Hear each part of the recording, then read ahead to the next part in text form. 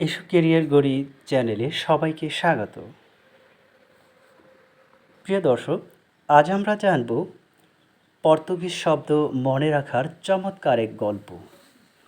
এই গল্পটি শোনার পরে আপনি কখনোই পর্তুগিজ শব্দ চিনতে ভুল করবেন না নিশ্চয়ই। চলুন একবার পর্তুগিজ শব্দগুলো দেখে নেওয়া যাক।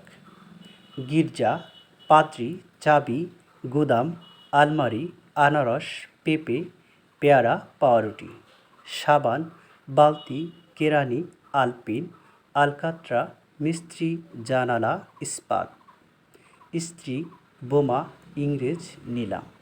মনে রাখার গল্প। গির্জার পাদ্রি চাবি দিয়ে গুদামের আলমারি থেকে আনারস, পেঁপে, পেয়ারা ও পাউরুটি খেয়ে বালতি সাবান নিয়ে গোসলে গেলেন।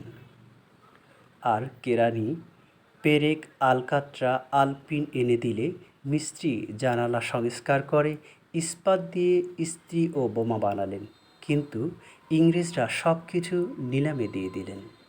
প্রিয় দর্শক, এই গল্পটি আপনি কয়েকবার পড়ার পরে কখনোই আপনি পর্তুগিজ শব্দ চিনতে ভুল করবেন না।